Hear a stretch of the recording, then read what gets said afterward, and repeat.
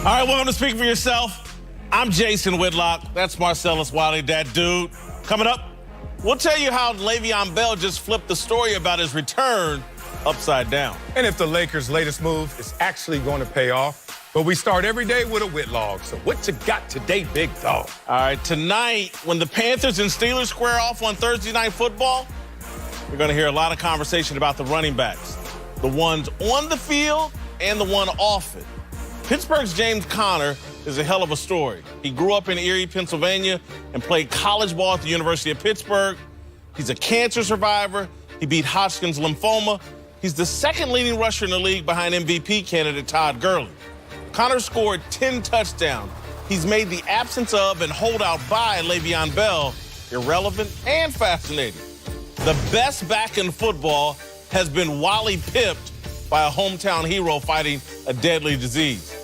James Conner and Le'Veon Bell are a different twist on Gale Sayers and Brian Piccolo.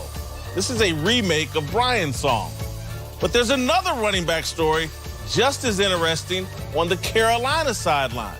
Christian McCaffrey is putting a new spin on the Great White Hope.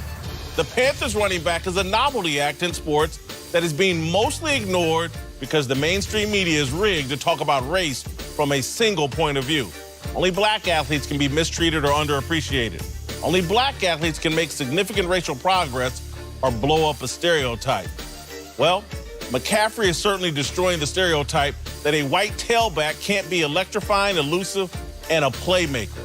McCaffrey is the white Alvin Kamara, the undersized Saints playmaker.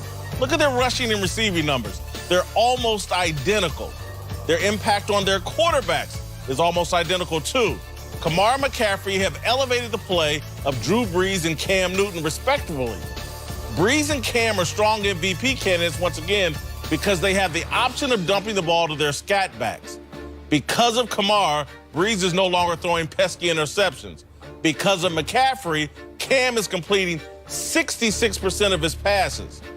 But McCaffrey's race makes his story more compelling than Kamara's. You just don't see white running backs light up the NFL the way McCaffrey is doing. About every 10 years, there's a John Riggins or a Mike Allstott or a Peyton Hillis who bulldoze their way to the top of the NFL food chain from the fullback position. A white, top-flight, make-you-miss tailback is a rarity we just haven't seen since Paul Hornung. Have we ever really seen it? McCaffrey is one of the most interesting stories in sports. He's damn near as interesting as my man Patrick Mahomes. We're afraid to talk about this great white hope because he's actually worthy of the hype. All right, joining the desk now are former Pro Bowl defensive back D'Angelo Hall and former offensive tackle Jeff Schwartz. Marcellus, I'll start with you. Yeah. Is Christian McCaffrey a bigger story and more significant than we're giving him credit for? Absolutely. It's a huge deal. And you talk about how it affects the optics. And a lot of times I say it, and maybe it's in a lighthearted way, I always talk about the plight of the white athlete. In black-dominated sports, we're talking football, basketball, obviously. Let's stay narrowly focused. Tiger Woods. I said dominated by the masses, not just one, the peak. We got one. So I've always noticed it, and this is going to play down and have a tremendous effect at the youth level. Let's talk about it. We've all been there before. You sign up at the local park, your registration $65, mama gotta go sell some candy, get a helmet too big, pads too big, and then coach just looks around and you don't know how to play football yet because you're at the youth level. And they start putting you in positions. And how do they usually do that? There's two tests. One, everybody line up, take off. All right, them fat ones in the back, we know what you're going to do. You the big uglies. And them fast ones in the front, okay, you guys are going to be our skill position players. And then I see it starts to also differentiate by color. Why? White players, even at the youth level, didn't project themselves as being skilled players. I noticed it. And now you see a guy who's actually tremendous and having the Obama effect as it did in black people. Black people like, we love Obama. He beat them at their game, and he's staying true to himself, and he ain't selling out.